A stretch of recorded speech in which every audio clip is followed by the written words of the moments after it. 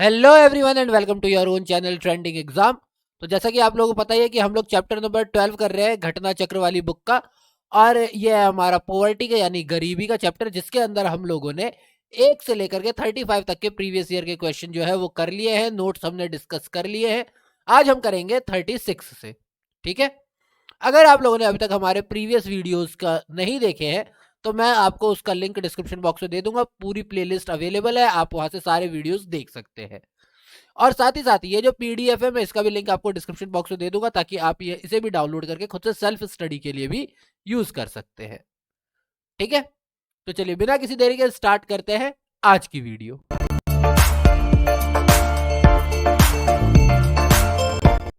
तो आज का जो हमारा सबसे पहला क्वेश्चन है वो है क्वेश्चन नंबर 36। नवीनतम यानी कि 2003 की बात हो रही है। FAO आकलन के अनुसार समस्त विश्व की भूखी जनसंख्या में भारत का योगदान है, यानी टोटल अगर हम बात करते हैं कि भैया पूरी दुनिया कितने परसेंट लोग, कितने लोग भूखे हैं, तो उसे कितने परसेंट भारत के लोग हैं।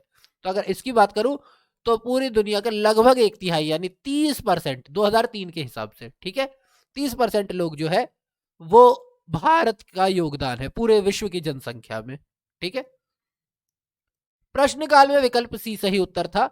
FAO 2015 के आकलन के अनुसार वर्ष 2014 से 16 के दौरान समस्त विश्व की भूखी जनसंख्या, जो कि बोला गया है 794.6 मिलियन है, में भारत का योगदान 24.99% यानी कि 194.6 मिलियन है। 19 करोड़ 46 लाख लोग अभी भी भूखी जनसंख्या के अंदर आते हैं भारत में। ग्लोबल हंगर इंडेक्स 2020 में भारत 94वें स्थान पर है। Question number 37। National council for applied economic research के एक सर्वेक्षण के अनुसार, जिसके आंकड़े हाल में घोषित हुए, इनका हाल का मतलब 2009 की बात है, भारत के किस राज्य में आबादी का अधिकतम प्रतिशत गरीबी रेखा के नीचे, यानी कौन सा ऐसा राज्य है जिसमें ज्यादातर लोग बिहार है। तो दो ही राज्य भारत पूरे इंडिया में भी सबसे गरीब, बिहार और उत्तर प्रदेश। इस उत्तर प्रदेश ऑप्शन में है नहीं, तो बिहार करेक्ट होगा। ठीक है, सबसे ज्यादा लोग जहां गरीबी रेखा के नीचे है वो बिहार में है। National council for applied economic research के सर्वेक्षण के अनुसार दिए गए राज्यों में से बिहार राज्य में आबादी का अधिकतम प्रतिशत गरीबी रेखा से नीचे है। जुलाई 2013 में योजना आयोग द्वारा जारी गरीबी के नवीनतम आकलन के अनुसार वर्ष 2011-12 में सर्वाधिक गरीबी प्रतिशतता वाला राज्य छत्तीसगढ़। 2011-12 में, ये 2009 के हिसाब से था, उस टाइम पे सबसे ज्यादा छत्तीसगढ़ था। झारखंड, बिहार और मध्य प्रदेश में गरीबी प्रतिशतता क्रमशः झारखंड में 36.96, बिहार में 33.74 और मध्य प्रदेश में 31.65% है।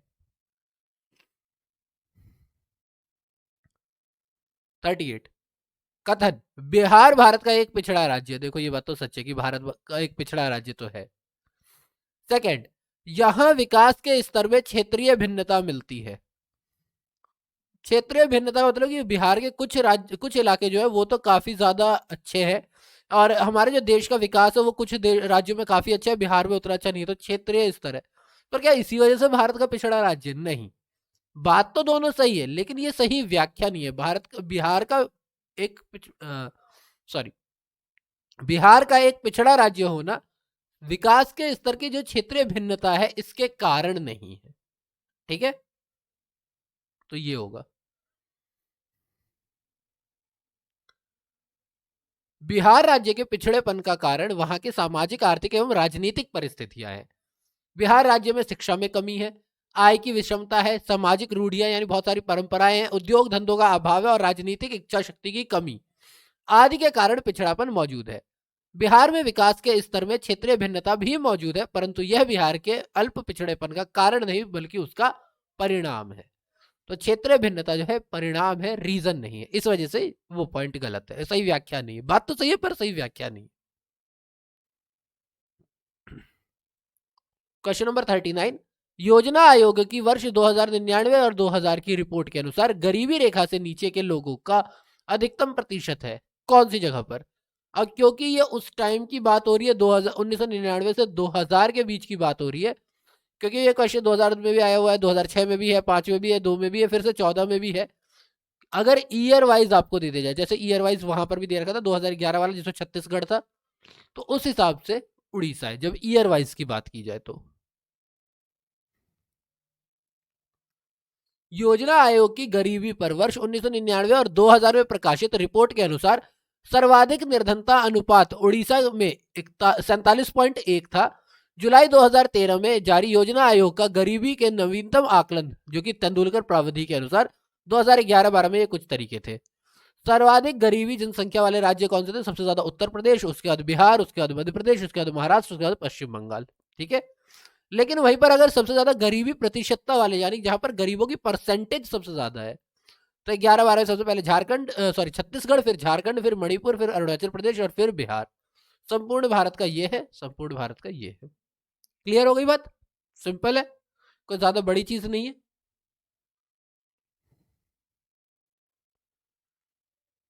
क्वेश्चन नंबर 40, योजना आयोग के अनुमानों के अनुसार वर्ष 2011-12 में निर्धनता रेखा से नीचे जीवन यापन करने वाले गरीब लोगों की सबसे अधिक संख्या किस राज्य में है? 11-12 बोला है, सबसे जनसंख्या के बारे में बोला, तो जनसंख्या कहां पे थी? उत्तर प्रदेश में, है ना, जनसंख्या बोला है ना, तो कहां पे थी? उत्तर प्रदेश है, तो सी करेक्ट आंसर होगा। ठीक है, परसेंटेज वाइज बोलते तो छत्तीसगढ़ में। Question number 41, doctor C Rangarajan विशेषज्ञ समूह द्वारा अपनाई गई विधि के अनुसार निम्न में से किस राज्य में 2011-12 में जनसंख्या के संबंध में निर्धनता का अनुपात सही नहीं रहा? पूछा सही नहीं रहा, तो वो राज्य था छत्तीसगढ़। इसके बारे में ये सही नहीं रहा रंगराजन समिति के अनुसार। तेंदुलकर समिति ने कुछ और निकाल के दिया था, यहां पर कुछ और ही रही। ठीक है, जरा देखते क्या फर्क पड़ा था। डॉक्टर सी रंगराजन समिति द्वारा अपनाई गई विधि के अनुसार समस्त भारत में गरीबी का अनुपात 11-12 में 29.75%, छत्तीसगढ़ में 47.9%, गोवा में 6.3%, राजस्थान में 21.7% रही। विकल्प बी का निर्धनता अनुपात सही नहीं है। रंगराजन प्रावधि के अनुसार भारत में वर्ष 2011-12 में 5 सर्वाधिक गरीब राज्य किस हिसाब से थे? सबसे पहले छत्तीसगढ़, फिर मणिपुर, फिर उड़ीसा, फिर मध्य प्रदेश और उसके बाद झारखंड। लेकिन अगर वहीं पर हम बात करें कि रंगराजन विधि के अनुसार 5 सबसे कम गरीबी जो थे, जहां पर सबसे कम परसेंटेज ऑफ गरीब लोग हैं, सबसे ज्यादा सबसे कम है अंडमान निकोबार द्वीप समूह, फिर गोवा, देन लक्षद्वीप, जहां फिर पुडुचेरी और फिर हिमाचल प्रदेश। यहां पर गरीब लोगों की संख्या जो है सबसे कम परसेंटेज पे है। ठीक है, क्वेश्चन नंबर 42, निम्नलिखित राज्यों में से किसमें गरीबी रेखा के नीचे जनसंख्या का निम्नतम स्तर मिलता है? क्वेश्चन 2011-12 का है, बहुत सारे अलग अलग आ सकते हैं इसके ऑप्शन, लेकिन अगर हम बात करते हैं कि जनसंख्या का निम्नतम प्रतिशत स्तर मिलता है, तो ये है हमारा कहां पर? दिल्ली में। अब इस ये क्वेश्चन ऐसा है जिसका डेटा आपको याद होगा तो ही आप कर सकते हो, तो एक्सप्लेनेशन पढ़ लेते हैं, इसके अंदर आपको ज्यादा अच्छे से पता चल जाएगा। भारत में वर्ष 2004-5 के आंकड़ों के अनुसार न्यूनतम गरीबी प्रतिशतता वाला राज्य केंद्र शासित प्रदेश नागालैंड 9% था, जिसके पश्चात क्रमशः दिल्ली 13.1, जम्मू व कश्मीर 13.2, पुडुचेरी 14.1 का स्थान था। जुलाई 2013 में जारी योजना आयोग के नवीनतम आंकड़ों, जिसमें तेंदुलकर जी की विधि ली गई थी, के अनुसार 11-12 में न्यूनतम गरीबी वाले जो 5 हैं उनमें अंडमान निकोबार 1%, लक्षद्वीप 2.7%, 7.7%, गोवा 5.09%, केरल 7.05% और हिमाचल प्रदेश 8.06%। क्योंकि ये क्वेश्चन 2011 में आया था, इसीलिए हमने 2004-5 के आंकड़े लिए थे, क्योंकि ये तो 2013 में जारी किए गए थे ना। लेकिन अब अगर बात करते हैं हाल में ही, अगर वो डेट ऐसे मेंशन नहीं करते हैं, तो आप इन आंकड़ों की बात करोगे। ठीक है, क्वेश्चन नंबर 43, योजना आयोग ने 1993-94 में बिहार के लिए गरीबी रेखा से नीचे बीपीएल का निम्नलिखित प्रतिशत प्रकलित किया था, वो कितने परसेंटेज का था? 55%, 65%, 45% या 35%? तो 1993-94 कहा था कि 55% लोग बिलो पॉवर्टी लाइन बिहार में हैं। योजना आयोग ने वर्ष 93-94 बिहार के लिए गरीबी रेखा से नीचे का प्रतिशत 55% प्राकलित किया था। 11-12 में ये 33.74% रह गया है अभी। क्वेश्चन नंबर 44, गरीबी रेखा से नीचे जनसंख्या का न्यूनतम प्रतिशत अंकित है कहां पर? जम्मू कश्मीर, पंजाब, हरियाणा और गोवा। तो अगर हम बात करते हैं तो हमने देखा है कि सबसे कम कहां पे थे? जम्मू एंड कश्मीर थे, ऊपर ही हमने अभी पढ़ा था, ये देखो। नागालैंड, नागालैंड के बाद दिल्ली, दिल्ली का जम्मू एंड कश्मीर, क्योंकि हमें ये भी देखना पड़ेगा सवाल कौन से टाइम पे आया है। सवाल आया है 2010 में, तो यानी आंकड़े हमें 2004-5 वाले लेने पड़ेंगे। ठीक है, तो उस हिसाब से जम्मू और कश्मीर हमारा करेक्ट आंसर होगा।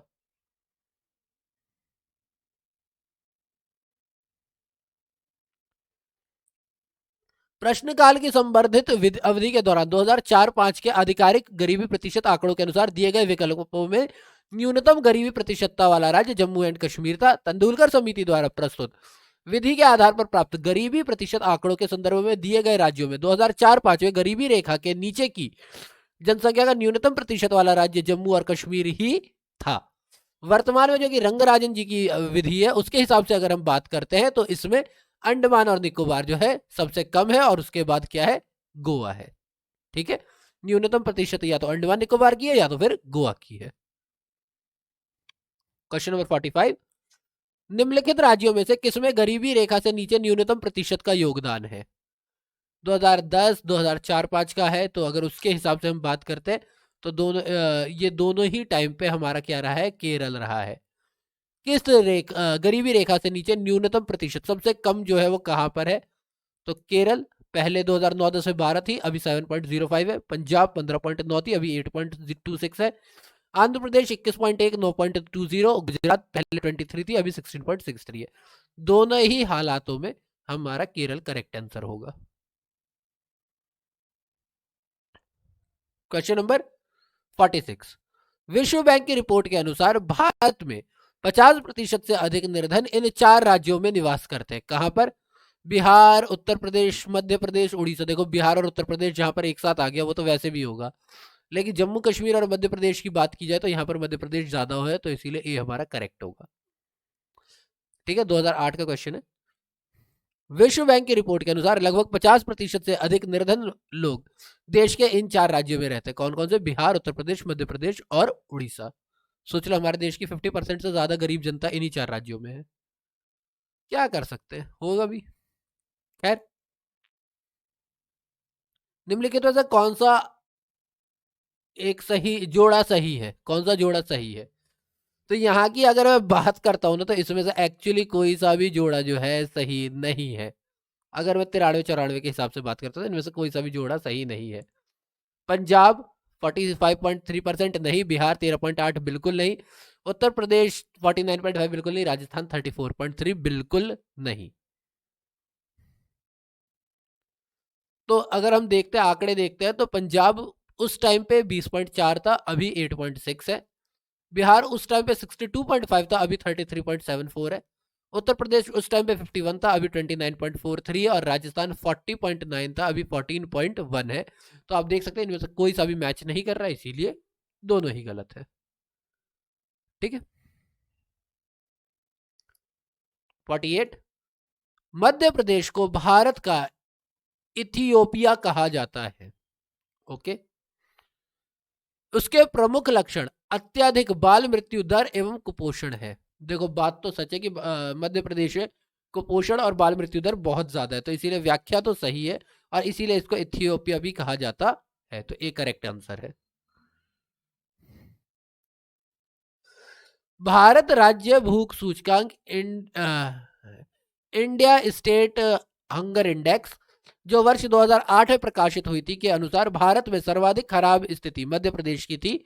यहाँ कुपोषण एवं बाल मृत्यु दर की स्थिति इथोपिया और चांड जैसे अफ्रीकी देशों के समान थी, इसलिए मध्य प्रदेश को भारत का इथियोपिया भी कहा जाता है। इस प्रकार कथन और कारण दोनों सही है, और कथन जो है वो कारण जो है वो कथन की सही व्याख्या भी कहा जाता है। क्वेश्चन 49, निम्नलिखित में से किस राज्य को अत्यधिक कुपोषण के कारण भारत का इथियोपिया भी कहा जाता है? अभी हमने पढ़ा मध्य प्रदेश, तो डायरेक्ट आंसर हो जाएगा मध्य प्रदेश। क्वेश्चन नंबर 50, जिला ग्रामीण विकास अभिकरण डीआरडीए भारत में ग्रामीण निर्धनता को कम करने में कैसे मदद करते हैं? डीआरडीए देश में के कुछ विनिर्दिष्ट पिछड़े क्षेत्र में पंचायती राज्य संस्थाओं के रूप में कार्य करते हैं। डीआरडीए कुछ स्पेशल क्षेत्रों में निर्धनता और कुपोषण के कारणों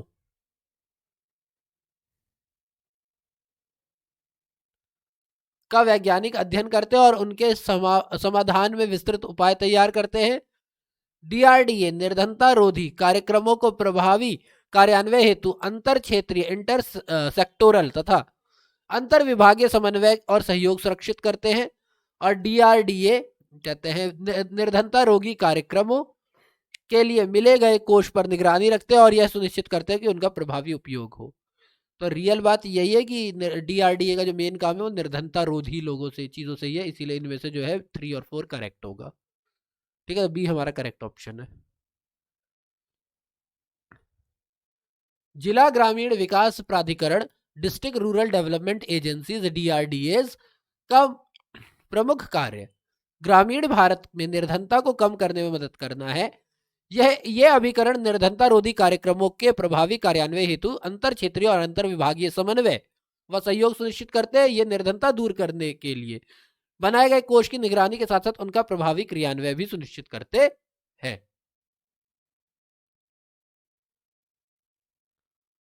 क्वेश्चन नंबर 51, सार्वजनिक वितरण प्रणाली के संबंध में निम्न कथनों पर विचार कीजिए। करते हैं।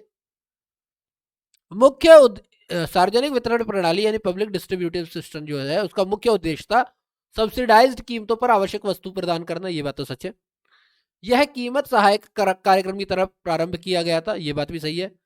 खाद्य सब्सिडी राज्य सरकारों के द्वारा दी जाती है। गलत है, गलत है, गलत है, गलत है। तो इसीलिए बी करेक्ट होगा। ठीक है। 1960 के दशक में सार्वजनिक वितरण प्रणाली को कीमत सहायक कार्यक्रम की तरह प्रारंभ किया गया था। इसका प्रमुख उद्देश्य सब्सिडाइज्ड कीमतों पर आवश्यक वस्तुओं को प्रदान करना है। भारत में खाद्य सब्सिडी में शामिल समर्थन मूल्य के द्वारा किसानों को दी जाने वाली सब्सिडी और भारतीय खाद्य निगम के कार्य परिचालन सार्वजनिक वितरण प्रणाली पीडीएस के द्वारा की जाने वाली उपभोक्ता सब्सिडी, इन सभी की लागतों को आच्छादित करने के लिए एफसीआई को सब्सिडी। तो इसमें राज्य का कोई लेना देना नहीं है।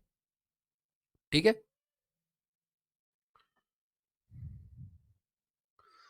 52, सार्वजनिक वितरण प्रणाली का अर्थ था लक्ष्य था गरीबों को खाद्य सुरक्षा उपलब्ध कराना। बिल्कुल सही। जमाखोरी नहीं। व्यापारियों द्वारा अधिक मूल्य नहीं लिए जाने से रोकना नहीं, ये भी नहीं है। और उपयुक्त सभी तो हो ही नहीं सकता। तो ए करेक्ट आंसर है इसका, सीधा सीधा। सार्वजनिक वितरण प्रणाली का लक्ष्य कम मूल्य पर गरीबों को खाद्य सुरक्षा उपलब्ध कराना है। क्वेश्चन नंबर 53, निम्नलिखित में से कौन सा एक सामाजिक संरक्षण का हाल में अपनाया तरीका नहीं है, यानी कौन सा तरीका जो है सामाजिक संरक्षण के लिए नहीं अपनाया गया है। राष्ट्रीय स्वास्थ्य बीमा योजना, निपुणता विकास कार्यक्रम, आम आदमी बीमा योजना, असंगठित श्रमिकों को सामाजिक सुरक्षा अधिनियम। सामाजिक संरक्षण के अंदर किसी का स्किल बढ़ाना, स्किल डेवलपमेंट नहीं आएगी। बीमा आएगा और कोई सामाजिक सुरक्षा दी जा रही है तो वो भी आएगी। ठीक है, ये नहीं आएगा इसके अंदर। तो निपुणता विकास कार्यक्रम, जो कि हमारा करेक्ट आंसर भी है, व्यवसायिक शिक्षा और प्रशिक्षण प्रणाली से संबंधित है, जबकि शेष तीनों विकल्प सामाजिक संरक्षण योजना की तरह अपनाए जाते हैं। क्वेश्चन नंबर 54, छठी पंचवर्षीय योजना के दौरान निम्नलिखित में से कौन सा कार्यक्रम शुरू किया गया था। एकीकृत ग्रामीण विकास, ग्रामीण साक्षरता विकास, ग्रामीण रेलवे, ग्रामीण लोगों के लिए उन्नत संचार लिंक, उपयुक्त में से कोई नहीं है, एक से अधिक।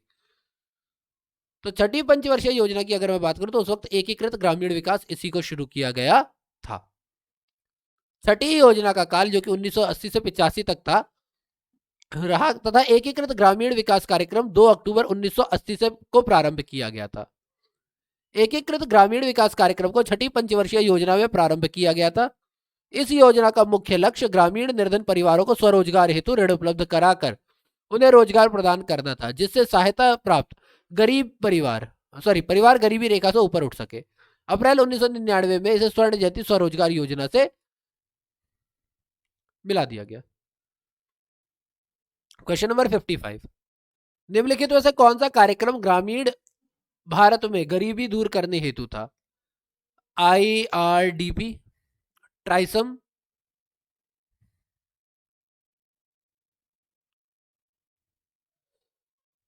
NREP या सब नहीं, सारे के सारे थे। करेक्ट, सारे के सारे ही थे। IRDP integrated rural development programme 2 अक्टूबर 1980। TRYSEM training for rural youth for self employment 15 अगस्त 1979। NREP national rural employment programme अक्टूबर 1980 को में प्रारंभ किया गया था। तीनों योजनाओं का मुख्य लक्ष्य गरीबी उन्मूलन ही था, यानी पॉवर्टी एलिवेशन ही इसका मेन रीजन था। गरीबी उन्मूलन का नारा, ठीक है, किस पंचवर्षीय योजना में दिया गया था? ओके, द्वितीय पंचवर्षीय योजना, चतुर्थ पंचवर्षीय योजना, पंचम पंचवर्षीय योजना, छठी पंचवर्षीय योजना। 2007 का क्वेश्चन है। एक्चुअली क्वेश्चन थोड़ा सा तगड़ा है, थोड़ा सा टेढ़ा है, जरा इसके बारे में एक्सप्लेनेशन थोड़ा सा पढ़ लेते हैं। क्योंकि गरीबी उन्मूलन का नारा तो था ही नहीं, गरीबी हटाओ का था, पर देखते क्या है। गरीबी हटाओ का नारा तत्कालीन प्रधानमंत्री द्वारा सन 1971 के चुनाव में दिया गया था। तब चौथी पंचवर्षीय योजना जो कि 1969 से 74 की थी। हालांकि यह एक चुनावी नारा था, ना कि चौथी पंचवर्षीय योजना का उद्देश्य। बस एक नारा ही तो था, उद्देश्य तो नहीं था। हाँ, चौथी पंचवर्षीय योजना में गरीबी उन्मूलन की चर्चा जरूर की गई थी, लेकिन एक मुख्य उद्देश्य के रूप में नहीं। जबकि पांचवी पंचवर्षीय योजना जो कि 1974 से 79 तक थी, यानी 74 से 79 थी, उसका मुख्य उद्देश्य ही गरीबी उन्मूलन यानी गरीबी हटाओ था। पांचवी पंचवर्षीय योजना में ही गरीबी उन्मूलन पर विशेष जोर दिया गया था। अतः पंचवर्षीय योजना के मुख्य उद्देश्य के रूप में देखा जाए तो इसका विकल्प सी होगा। जो कि नारे की बात करें तो इसका उत्तर बी होगा। हालांकि जब ये यूपीपीसीएस का क्वेश्चन था ये उस टाइम पे, तो इन्होंने पांचवी पंचवर्षीय योजना ही माना जाता है कि भैया मुख्य उद्देश्य जब बना हम तब की बात करेंगे, सिर्फ चुनावी नारा देने से मतलब नहीं है। क्वेश्चन नंबर 57, निम्नलिखित में से किस देश में सरकारी तौर पर परिवार नियोजन कार्यक्रम को सर्वप्रथम अपनाया गया था? तो परिवार नियोजन की अगर हम बात करें, सबसे पहले जो सरकारी तौर पर अपनाया गया था भारत में ही अपनाया गया था। 2012 का क्वेश्चन है। वर्ष 1952 में भारत ने विश्व का पहला राष्ट्रीय परिवार नियोजन कार्यक्रम शुरू किया था, जिसमें राष्ट्रीय अर्थव्यवस्था के अनुरूप स्तर पर जनसंख्या को स्थिर करने के लिए जन्म दरों को कम करने हेतु आवश्यक सीमा तक परिवार नियोजन पर जोर दिया गया। क्वेश्चन नंबर 58, भारत में किस वर्ष परिवार नियोजन कार्यक्रम प्रारंभ किया गया? हमने ऊपर ही पढ़ा है 1952 में, तो डायरेक्ट क्वेश्चन है, ज्यादा मैं नहीं करूंगा नहीं। 59, बहुआयामी निर्धनता सूचकांक में सम्मिलित होता है क्या? स्वास्थ्य, शिक्षा, जीवन स्तर, क्या होता है? तो तीनों ही होता है बहुआयामी में, तीनों ही सही है।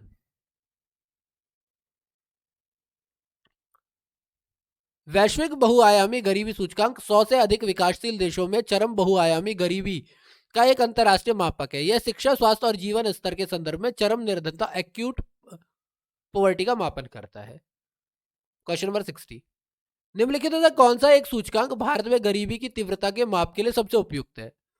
मानव विकास सूचकांक, लिंग असमानता सूचकांक, मानव गरीबी सूचकांक या बहुआयामी गरीबी सूचकांक? तो अगर हम इसकी बात करें तो मल्टी डायमेंशनल पॉवर्टी इंडेक्स जो है यही सबसे ज्यादा सटीक बताता है और सबसे ज्यादा तेज नापता भी है।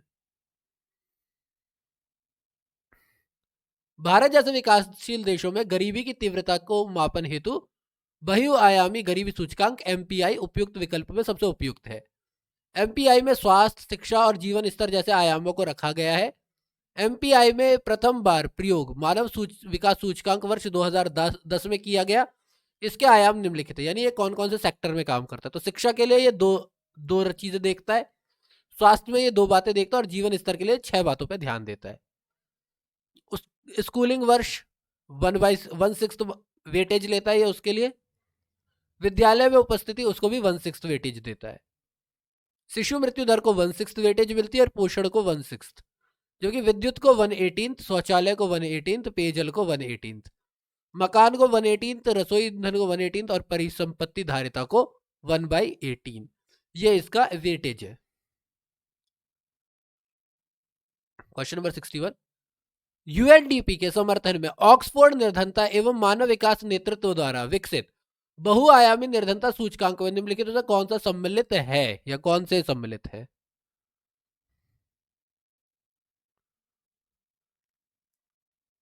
पारिवारिक स्तर पर शिक्षा, स्वास्थ्य, संपत्ति और सेवाओं का वंचन, राष्ट्रीय स्तर पर क्रय शक्ति, राष्ट्रीय स्तर पर बजट घाटे की मात्रा और जीडीपी की विकास दर। तो अगर इन तीनों में बात की जाए तो शिक्षा, स्वास्थ्य और संपत्ति और सेवा जो है यही वाला करेक्ट आंसर है। तो फर्स्ट हमारा करेक्ट आंसर होगा, केवल 1 है, तो ए हमारा होगा।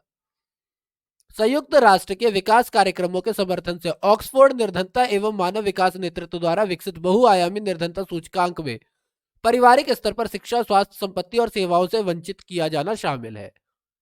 राष्ट्रीय स्तर पर क्रय शक्ति समता और राष्ट्रीय स्तर पर बजट घाटे की मात्रा और जीडीपी विकास दर की गणना इसमें नहीं की जाती। ठीक है, तो ना तो हम बजट घाटे की बात करते हैं, ना ही इसमें राष्ट्रीय स्तर की क्रय शक्ति की बात करते हैं। क्वेश्चन नंबर 62, निम्नलिखित में से कौन निर्धनता के लिए उत्तरदायी नहीं है? ये तो सीधा सा दिख ही रहा है, डायरेक्ट ही दिख गया इसका आंसर। तो अपर्याप्त समृद्धि दर, इससे तो गरीबी आएगी ही। जनसंख्या बढ़ने से क्यों नहीं गरीबी आएगी, और बेरोजगारी से क्यों नहीं गरीबी आएगी? सिर्फ यही है। निवेश अगर तुम भारत में बढ़ाते हो तो बढ़े निवेश का मतलब है कि आय बढ़ेगा, और आय बढ़ेगा तो गरीबी हटेगी। तो अपर्याप्त समृद्धि दर, जनसंख्या की उच्च वृद्धि और बेरोजगारी निर्धनता के लिए उत्तरदायी है, जबकि बढ़ता निवेश दर इसके लिए उत्तरदायी नहीं है। क्वेश्चन नंबर 63, निम्नलिखित में से कौन सा एक युग्म जीवन की भौतिक गुणवत्ता का सर्वाधिक उपयुक्त आकलन करता है? तो शिशु मृत्यु दर, साक्षरता, कैलोरी प्राप्ति साक्षरता, शिशु मृत्यु दर आय, और प्रति व्यक्ति आय लिंगानुपात। प्रति व्यक्ति आय का लिंग से कोई लेना देना नहीं, शिशु मृत्यु दर का आय से कोई लेना देना नहीं, कैलोरी का साक्षरता से कोई लेना देना नहीं, शिशु मृत्यु दर का साक्षरता से लेना देना है। तो ए करेक्ट आंसर होगा। जीवन की भौतिक गुणवत्ता का सर्वाधिक उपयुक्त मिलन आकलन शिशु मृत्यु दर और साक्षरता से है। इसे ओवरसीज डेवलपमेंट काउंसिलिंग के लिए 1970 के दशक में के मध्य में मॉरिस डेविस मोरिस के द्वारा विकसित किया गया था। जीवन की भौतिक गुणवत्ता के लिए क्या क्या आता है?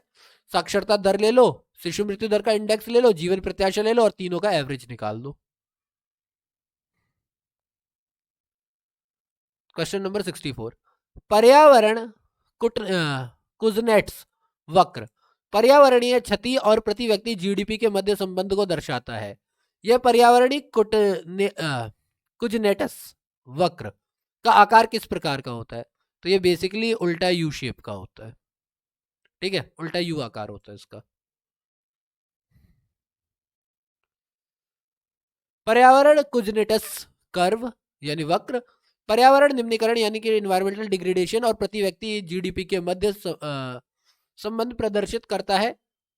अधिक समृद्धि के प्रारंभिक चरणों में प्रदूषण और पर्यावरण पर अन्य मानवीय प्रभावों में वृद्धि हुई, लेकिन प्रति व्यक्ति आय जीडीपी के कुछ स्तर के पश्चात यह प्रवृत्ति उलट गई और उच्च आय स्तरों पर आर्थिक समृद्धि में पर्यावरण में सुधार प्रदर्शित हुआ। इसका अर्थ है कि पर्यावरणीय प्रभाव या प्रति व्यक्ति उत्सर्जन प्रति व्यक्ति जीडीपी का उल्टा यू आकार का फलन होता है, फंक्शन होता है, यानी ये उल्टे यू शेप का बनता है। ठीक है, क्वेश्चन नंबर 65, विभेदीकृत ब्याज योजना का उद्देश्य रियायती ऋण प्रदान करना था। किसको? समाज के कमजोर वर्ग के लिए, सार्वजनिक क्षेत्र के उद्योगों के लिए, पब्लिक लिमिटेड कंपनियों के लिए, बड़े निर्यातकों के लिए। तो विभेदीकृत ब्याज योजना जो थी वो समाज के कमजोर वर्ग के लिए थी। विभेदीकृत ब्याज योजना को केंद्र सरकार ने वर्ष 1972 में प्रारंभ किया था। योजना का उद्देश्य समाज के कमजोर वर्ग को रियायती दरों पर 4% पर ऋण उपलब्ध कराना था, है या था। क्वेश्चन नंबर 66, राष्ट्रीय सामाजिक सहायता कार्यक्रम गरीबी रेखा से नीचे के लिए निम्न कार्यक्रम सम्मिलित नहीं है। गरीबी रेखा से नीचे के लिए इनमें से कौन सा कार्यक्रम सम्मिलित नहीं है? राष्ट्रीय परिवार लाभ पर कार्यक्रम, अन्नपूर्णा महिला किसान सशक्तिकरण परियोजना और उपरोक्त सभी। तो ये जो है महिला किसान सशक्तिकरण परियोजना, ये गरीबी रेखा से नीचे के लोगों के लिए सामाजिक सहायता के लिए नहीं है। ठीक है, राष्ट्रीय सामाजिक सहायता कार्यक्रम एनएसएपी गरीबी रेखा से नीचे बीपीएल के परिवारों के लिए एक केंद्र प्रायोजित योजना है, जिसके अंतर्गत 5 उप योजनाएं आती है। पहला, इंदिरा गांधी राष्ट्रीय वृद्धा पेंशन योजना, इंदिरा गांधी राष्ट्रीय विधवा पेंशन योजना, इंदिरा गांधी राष्ट्रीय निशक्तता पेंशन योजना, राष्ट्रीय परिवार लाभ कार्यक्रम और अन्नपूर्णा योजना। तो आपने देख लिया कि इसके अंदर महिला किसान सशक्तिकरण परियोजना इसके अंदर नहीं आती है, ये एनआरएलएम का एक उपघटक है। ठीक है, राष्ट्रीय ग्रामीण आजीविका मिशन। हाल में, ये हाल कब का है? 2014 का। भारत सरकार ने महिला सशक्तिकरण के माध्यम से निर्धनता उन्मूलन के लिए महिला आत्म सहायता समूहों को निम्न ब्याज दर, ये सवाल हमने पिछले चैप्टर में भी पढ़ा था, देने का प्रस्ताव किया था। वो कौन सा है? 7%। पिछले चैप्टर में पढ़ा है, ये हमने डिस्कस किया हुआ है। पूरे भारत में महिला स्वयं सहायता समूह SHG को आर्थिक रूप से थर्मस बनाने के क्रम में केंद्रीय मंत्रिमंडल द्वारा गरीबी उन्मूलन के लक्ष्य को ध्यान में रखते हुए गांव की महिलाओं को सशक्त बनाने के उद्देश्य से राष्ट्रीय ग्रामीण आजीविका मिशन NRLM के लिए महत्वपूर्ण परिवर्तनों को मंजूरी देते हुए 5 मई 2013 को केंद्र सरकार द्वारा स्वयं सहायता समूहों को 7% की ब्याज दर पर बैंक ऋण उपलब्ध कराए जाने की घोषणा की गई थी। क्वेश्चन नंबर 68, निर्धन एवं ग्रामीण लोगों को योगदान देने हेतु हुवर मेंडल के लिए निम्न में से किसे मार्च 2009 में चुना गया? Sam Pitroda, APJ Abdul Kalam, MS Swaminathan या फिर बाबा आमटे। तो ये हुवर मेडल के लिए APJ अब्दुल कलाम को चुना गया था। 27 मार्च 2002 को न्यूयॉर्क में घोषित 2008 के हुवर मेडल के लिए डॉक्टर APJ अब्दुल कलाम को चुना गया था। उन्हें यह पुरस्कार निर्धन एवं ग्रामीण लोगों के अत्याधुनिक स्वास्थ्य सेवाओं को कम कीमत पर दिलवाने के लिए मिला था। यानी उन्होंने क्या किया था, कम कीमत पर लोग गांव-गांव तक इलाज पहुंचाया था लोगों के लिए। उन जैसे ग्रेट इंसान होना तो खैर क्या ही बोले, वो ग्रेट पर्सनैलिटी, उनके बारे में बात ही नहीं करनी अभी। इनमें से किसने गरीबी निवारण के प्रभावपूर्ण अस्त्र के रूप में स्वयं सेवा समूहों के विचार को दिया था कि आप सेल्फ हेल्प ग्रुप लेकर के आओ? ठीक है, अमर्त्य सेन, मोहम्मद यूनुस, S चक्रवर्ती, वेंकैया नायडू, या इनमें से कोई नहीं, या एक से थे। तो ये था मोहम्मद यूनुस, जो कि बांग्लादेश के थे, नोबेल शांति पुरस्कार विजेता है। उनका दिया हुआ था कि उन्होंने कहा था कि भैया सेल्फ हेल्प ग्रुप लेकर के आओ, ये लोग खुद की मदद करेंगे। तो स्वयं सहायता समूह का विचार बांग्लादेश के नोबेल शांति पुरस्कार विजेता प्रोफेसर मोहम्मद यूनुस के दिमाग की उपज थी, जिन्होंने वर्ष 1976 में ग्रामीण बैंक ऑफ बांग्लादेश की शुरुआत की थी। स्वयं सहायता समूह और माइक्रो फाइनेंस हाल ही में गरीबी उन्मूलन, वित्तीय समावेश और महिला सशक्तिकरण के लिए संभावित साधन के रूप में उभरा है। क्वेश्चन नंबर 70, गरीबी उपशमन पर दक्षेस सार्क के मंत्री स्तरीय सभा हुई थी। काठमांडू में, नई दिल्ली में, इस्लामाबाद में या ढाका में? तो अगर इसकी हम बात करते हैं तो गरीबी उपशमन पर सार्क की अगर हम बात करते हैं तो ये हुई थी इस्लामाबाद में। 7 से 9 अप्रैल 2002 के मध्य पाकिस्तान के इस्लामाबाद में गरीबी उपशमन पर सार्क के मंत्री स्तरीय सभा का आयोजन किया गया था। ठीक है, और इसी के साथ ये चैप्टर होता है कंप्लीट। अगर आपको ये चैप्टर अच्छा लगा तो प्लीज वीडियो पर लाइक करें, वीडियो अच्छी लगी तो अगर आपने चैनल सब्सक्राइब नहीं किया तो प्लीज चैनल को सब्सक्राइब करें, और अगर हमें शेयर भी करें ताकि हमारी रीच भी दूर तक पहुंचे और लोगों की भी हेल्प हो सके। जल्दी मैं चैप्टर नंबर 13 के साथ बैक करूंगा। ठीक है, वो थोड़ा बड़ा चैप्टर है। अगर आपके पास मेरे लिए कोई एडवाइस है, कोई सजेशन है, कोई कंप्लेन है तो प्लीज कमेंट बॉक्स में बताओ, ताकि अपनी वीडियोस को मैं और ज्यादा इंटरेक्टिव बना सकूं। बाकी ठंड बहुत है, अपना ख्याल रखें, be safe, thank you for your time.